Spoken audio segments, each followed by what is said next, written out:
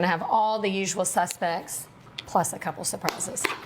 The first being cottage cheese. Cottage cheese really is a good protein source. You get like 13 grams just for like a tiny half a cup. We also know chicken breast has like so much protein. Going in with about a half a cup of cottage cheese. We've always put this like in things like lasagna or things that are already kind of creamy. It's not as scary when it's mixed into things, but like my kids won't eat it plain. Also Greek yogurt instead of sour cream, which is classically in this dip, because you're gonna get a lot more protein. This has 16 grams for a serving, and I'm going to use a whole cup. You don't have to be having a party to make buffalo chicken dip. I love making a batch of this. My daughter loves to eat on it throughout the week and also loves to like take it in her lunchbox. This is something I could eat every day.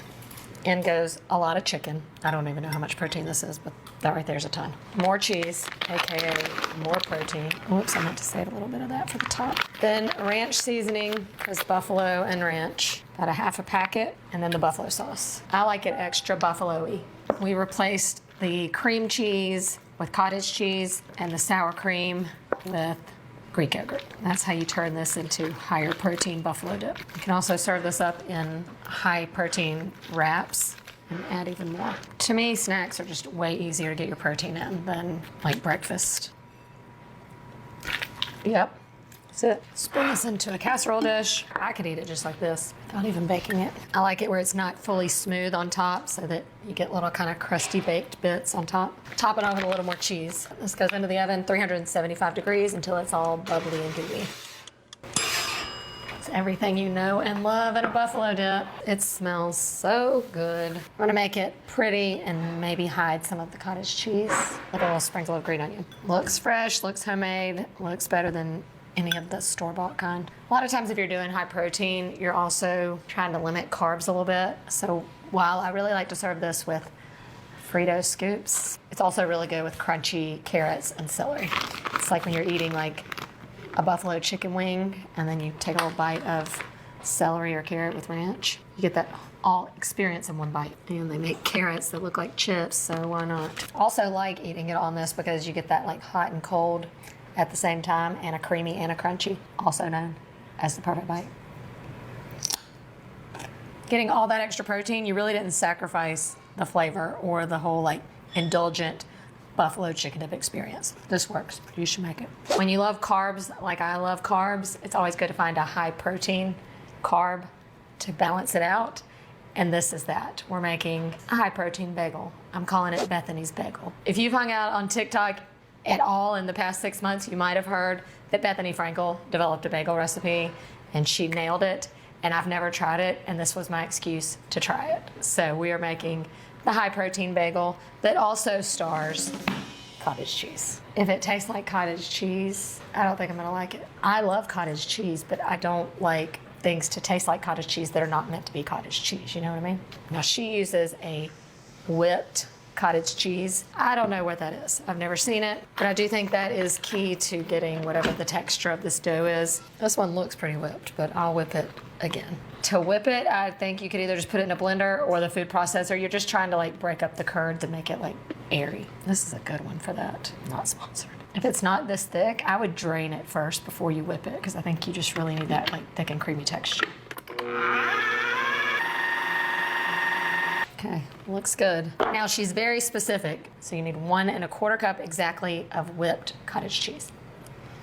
It does kind of like taste like less overwhelming when it's whipped. All right, and then to that, all you need is 1 cup of all-purpose flour and 1 1/2 teaspoons of baking powder. You don't have to worry about like the real scientific bagel experience with like boiling it and then baking it. We're just baking these in the oven. I know this is not an authentic New York style bagel, okay? But this is definitely gonna satisfy the craving if you love bagels and need more protein. From the videos I saw, it did look like the dough is gonna be like really sticky and wet, a little hard to handle. But I'm gonna trust the process. Okay, this is supposed to make 4 bagels. So you're gonna divide this dough into 4 sections. Okay, then you gotta shape it into a circle. Now she said after you do this part, it's kind of hard to move it. So you need to make it into the bagel shape while it's on the pan. It's like you can already feel it be a little fluffy. I guess the baking powder is already working. That in combination with cottage cheese must be a very reactive combo. Now, you gotta season it, make it a little shiny. So I'm gonna put a beaten egg and a little everything bagel on it. It's gonna help give the bagel a good color, but it's also gonna help the seasoning to stick. Everything bagel, and I'm going in with a little extra salt. Okay. Let's see if these are all they are cracked up to be. These go in 375 for about 20 minutes. See what happens. They kind of look like a bagel. I feel like hers got fluffier than mine did. Maybe I pushed them too thin, but we do like that. What does it look like on the inside? Will it look like a bagel? Will it satisfy the craving? To really bump up the protein, you would want to add more protein to this, obviously. You could do eggs, cheese, turkey, whatever. I'm gonna add some cream cheese. Listen, it has no protein. It's got 1 gram. You're gonna want to let them sit for about 10 minutes before you cut into it. All right, guys, what's it gonna look like? Looks like bread. What I really love is how easy it is to whip up some bread. You know, you always think about kneading and yeast and all that. This was definitely easier. Now at this point, I would want to toast it again because I like the inside toasted, and I feel like I need the true bagel experience. So I'm gonna do that. I didn't even try them before I toasted it, but I can definitely tell you toasting them is the way to go. Now I'm feeling like I might really be eating a real bagel. Let me see if I can taste the cottage cheese. If you didn't know, you wouldn't know. These don't have like a ton of protein, but they definitely have more protein than a regular bagel.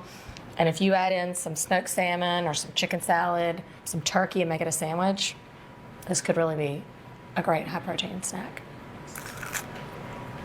It does work. It does satisfy the bagel and carb craving, and it does not taste like cottage cheese. That's a win. Another one for the sweet tooth. This is one of my favorite snacks and one of the greatest things I learned on TikTok also. It's the 2-ingredient high protein cheesecake. A lot of protein. Like 1 little serving is gonna have 16 grams of protein. And like you can use like the no fat or like no anything Greek yogurt if you want for this, or you can even use like a vanilla flavor. But all it is Greek yogurt and sugar-free cheesecake Jell-O pudding mix. It thickens it up and it makes it like super thick and creamy, just like the center of a cheesecake. And then I'll show you how I'll serve it up. A lot of times if I'm at home, I just add the Jell-O right to this, but it gets a little messy, so I'm gonna mix them in a bowl and then I pour it back into the container. I'm just using the plain Greek yogurt because I like kind of that tang that reminds you of cream cheese. Don't blink, because you might miss this one. And as it sits in the fridge, it gets even thicker, but it thickens almost immediately. See, this to me is like the perfect late afternoon when you're craving something sweet, or even for like a dessert after dinner. But anyway, that's it. I mean, it's so thick. But here is how to serve it up and make it taste just like cheesecake. You can do this like parfait style and layer it. It's really not necessary for me, but you got your super thick cheesecake filling and you get to eat, you know, 3/4 of a cup of it. And then instead of the graham cracker crust, just a little bit of graham crackers. We're doing like 1/8 of a serving size, just enough for a little crunch. And then I love blueberry cheesecake. You could also do strawberries or raspberries, but this is your high protein sweet snack. The fastest one of the day, the easiest one of the day, and maybe my favorite of the day. You can just go in for the perfect bite. I mean, it's legit like you're eating cheesecake.